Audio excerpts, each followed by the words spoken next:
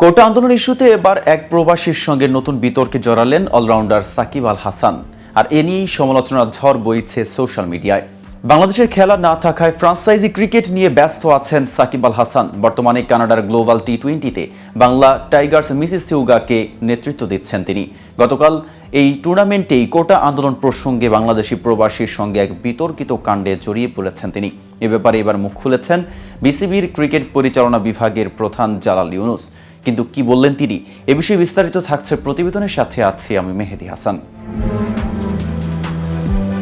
কোটা আন্দোলনকে ঘিরে বাংলাদেশে এখন উত্তাল পরিবেশ।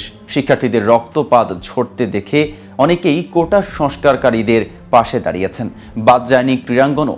দেশের বিভিন্ন খেলার খেলোয়াড়দের মতো শিক্ষার্থীদের আন্দোলনের সমর্থন জানিয়েছেন ক্রিকেটার তৌহিদ হৃদয়, মুশফিকুর রহিম, তামিম ইকবাল সহ অনেকেই। কিন্তু নীরবতা পালন করছেন সাকিব আল হাসান ও মাশরাফি বিন মুর্তজা। বাংলাদেশি দুই ক্রিকেটারের নীরবতায় ক্ষুব্ধ সমর্থকরা। গতকাল গ্লোবাল টি-20 লিগে তাই এক সমর্থকের তোপের মুখে পড়েন সাকিব।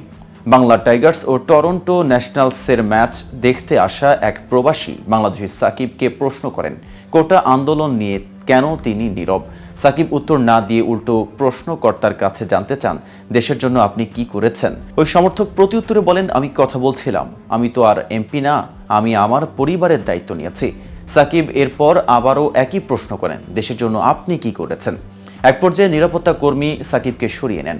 পরে এই ভিডিও মুহূর্তের মধ্যে সোশ্যাল মিডিয়ায় ভাইরাল হয়ে পড়লে সমালোচনার মুখে পড়েন সাকিব।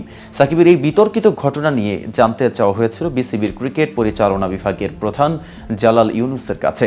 মিরপুরের সাংবাদিকদের তিনি বলেছেন, ক্রিকেটে সাকিবের অবদান আপনারা ভালো করে জানেন, কিন্তু ভিডিওটা দেখি নাই, তাই আমার মন্তব্য করা ঠিক হবে না। এমনটা করলে সে ঠিক করেনি, সবারই সব জায়গা থেকে অবদান আছে।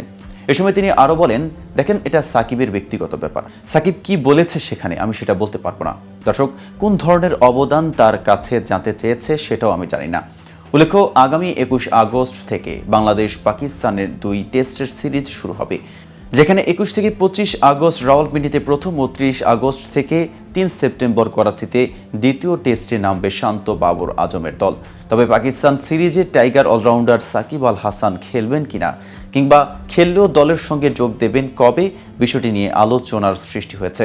গ্লোবাল টি-20 লিগ খেলতে আগামী 12ই আগস্ট পর্যন্ত এই টাইগার অলরাউন্ডারকে অনাপত্তিপত্র দিয়েছে বিসিবি।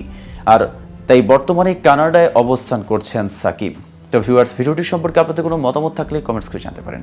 সাথে নিয়মিত ক্রিকেট আপডেট ও ইনফরমেটিভ ভিডিও পেতে কেটিভি ক্রিকেটের সাথেই থাকুন।